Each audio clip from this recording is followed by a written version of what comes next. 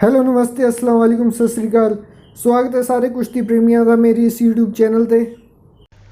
तो आज हम महाराष्ट्र कुश्ती मुकाबले के सेमीफाइनल कुश्ती की बात करने जा रहे हैं, जो कि हुई है सिकंदर शेख पहलवान और विशाल बंकर पहलवान के बीच। पिछले हफ्ते थोड़ा बिजी होने के कारण ये वीडियो मैं जल्दी नहीं बना सका, इसलिए मैं सभी से माफ़ी मांगना चाहता हूँ,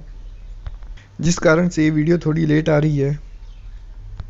तो अगर हम इस कुश्ती की बात करें तो दोनों ही पहलवान फाइनल में जाने के लिए इस कुश्ती में अपना 100% दे रहे थे और दोनों ही पहलवानों में काफ़ी शानदार और ज़बरदस्त कुश्ती होती है। कुश्ती की बात करें तो कुश्ती के स्टार्टिंग में हमको काफ़ी बढ़िया अटैक देखने को मिलता है सिकंदर शेख पहलवान की तरफ से, जिससे वो विशाल बंकर पहलवान को स्टैंडिंग पोजीशन से डायरेक्ट पीठ के बल चित कर देते हैं और इस दाव के लिए सिकंदर शेख पहलवान को 4 अंक प्राप्त होते हैं। कुश्ती फिर आमने सामने शुरू होती है दोनों पहलवानों के बीच में। फिर हमको कुछ समय बाद सिकंदर शेख पहलवान की तरफ से एक और अटैक देखने को मिलता है, पर दूसरी तरफ विशाल बंकर पहलवान इस बार काफ़ी बढ़िया डिफेंड करते हैं उस अटैक को और पलटवार कर देते हैं और सिकंदर शेख पहलवान को सीधा स्टैंडिंग पोजीशन से डायरेक्ट पीठ के बल चित कर देते हैं और ग्राउंड पोजीशन में ले आते हैं और इस अटैक के लिए विशाल बंकर पहलवान को 4 अंक प्राप्त होते हैं। पर दूसरी तरफ सिकंदर शेख पहलवान अपना अटैक कंटिन्यू रखते हैं और विशाल बंकर पहलवान को पलट देते हैं, जिससे 2 अंक सिकंदर शेख पहलवान भी ले जाते हैं। और इसके बाद जो स्कोर होता है, सिकंदर शेख पहलवान 6 पॉइंट और विशाल बंकर पहलवान 4 पॉइंट। फिर कुश्ती दोनों पहलवानों के बीच में आमने सामने आ जाती है और फिर हमको विशाल बंकर पहलवान की तरफ से एक बहुत ही शानदार अटैक देखने को मिलता है और इस अटैक से वो सिकंदर शेख पहलवान की बैक साइड की तरफ आ जाते हैं और फिर सिकंदर शेख पहलवान अपना बचाव करने की कोशिश करते हैं, पर विशाल बंकर पहलवान अटैक कंटिन्यू रखते हैं और सिकंदर शेख पहलवान को रिंग आउट कर देते हैं और साथ ही उनको डाउन पोजीशन में भी ले आते हैं, जिससे विशाल बंकर पहलवान इस अटैक से 4 अंक और प्राप्त करके ले जाते हैं। इस अटैक के बाद जो स्कोर होता है दोनों पहलवानों के बीच में, वो होता है विशाल बंकर पहलवान 8 पॉइंट और सिकंदर शेख पहलवान 6 पॉइंट। फिर कुश्ती आमने सामने चलती है दोनों पहलवानों के बीच में और कुछ समय बाद रेफरी की तरफ से टाइम आउट का इशारा आता है और कुश्ती का हाफ टाइम पूरा हो जाता है। और हाफ टाइम के बाद जो स्कोर होता है दोनों पहलवानों के बीच में, वो होता है विशाल बंकर पहलवान 8 पॉइंट और सिकंदर शेख पहलवान 6 पॉइंट। हाफ टाइम के बाद कुश्ती शुरू होती है दोनों पहलवानों के बीच में और हाफ टाइम के बाद हमको सिकंदर शेख पहलवान की तरफ से एक ज़बरदस्त अटैक देखने को मिलता है, जिससे वो विशाल बंकर पहलवान को काबू कर लेते हैं और उनको डाउन पोजीशन में लाने की कोशिश करते हैं, पर विशाल बंकर पहलवान काफ़ी बढ़िया डिफेंड करते हैं। तब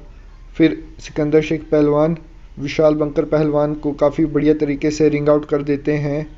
जिससे उनको 2 अंक और प्राप्त होते हैं और स्कोर होता है दोनों पहलवानों के बीच में 8-8 बराबर। फिर से हमको दोनों पहलवानों के बीच में काफ़ी बढ़िया संघर्ष देखने को मिलता है और सिकंदर शेख पहलवान इस बार फिर से विशाल बंकर पहलवान के बैक साइड की तरफ आ जाते हैं और काफ़ी बढ़िया बैक थ्रो करके विशाल बंकर पहलवान को डाउन पोजीशन में ले आते हैं, जिससे उनको 2 अंक प्राप्त होते हैं और स्कोर होता है सिकंदर शेख 10 पॉइंट और विशाल बंकर पहलवान 8 पॉइंट। कुश्ती फिर आमने सामने दोनों पहलवान एक दूसरे पर अपना पूरा जोर लगाते हुए फिर विशाल बंकर पहलवान काफ़ी बढ़िया तरीके से सिकंदर शेख पहलवान को रिंग आउट कर देते हैं और सिकंदर शेख पहलवान विशाल बंकर पहलवान को डाउन पोजीशन में ले आते हैं, पर वो पॉइंट काउंट नहीं होगा क्योंकि वो दाव सिकंदर शेख पहलवान के द्वारा रिंग के बाहर लगाया गया था और इस दाव से विशाल बंकर पहलवान को 1 पॉइंट हासिल होता है और जो स्कोर होता है विशाल बंकर पहलवान 9 पॉइंट और सिकंदर शेख पहलवान 10 पॉइंट। फिर आमने सामने दोनों पहलवान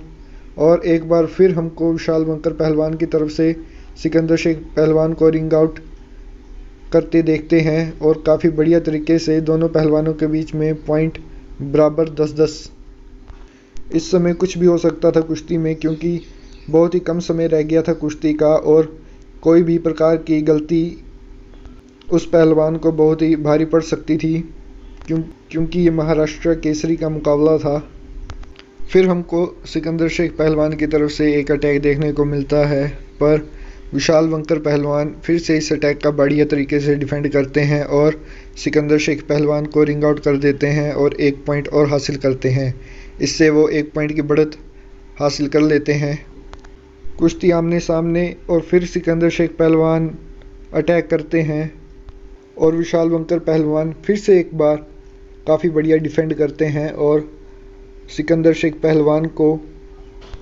डाउन पोजीशन में ले आते हैं और साथ ही रिंग आउट भी कर देते हैं और विशाल बंकर पहलवान 2 पॉइंट और हासिल कर लेते हैं, जिससे उनका स्कोर 13 पॉइंट पर आ जाता है और दूसरी तरफ सिकंदर शेख पहलवान 10 पॉइंट पर रहते हैं और इसी दौरान कुश्ती का समय समाप्त हो जाता है और ये कुश्ती जो है विशाल बंकर पहलवान जीत जाते हैं और सिकंदर शेख पहलवान इस साल महाराष्ट्र केसरी पहलवान बनने से चूक जाते हैं। अगर हम गलतियों की बात करें कि कहाँ कमी रहेगी सिकंदर शेख पहलवान की तरफ से, तो मेरे को लगता है कि जब स्कोर विशाल बंकर पहलवान 8 पॉइंट पर थे और सिकंदर शेख पहलवान 10 पॉइंट पर थे, उसके बाद हमको लगातार सिकंदर शेख पहलवान की तरफ से अटैक देखने को मिल रहे थे, पर दूसरी तरफ विशाल बंकर पहलवान उन अटैकों का काफ़ी बढ़िया डिफेंड कर रहे थे और सिकंदर शेख पहलवान को रिंग आउट करते जा रहे थे। अगर सिकंदर शेख पहलवान उस समय डिफेंस से खेलते और इतनी जल्दबाजी नहीं करते तो मेरे ख्याल से कि ये फ़ैसला कुछ और होता आज। मैं आप सभी से जानना चाहता हूँ कि आपको कहाँ कमी लगी और इस कुश्ती के बारे में आपकी क्या राय है, कमेंट सेक्शन में ज़रूर बताना। वो मिलते हैं अगली बार एक नई कुश्ती के साथ।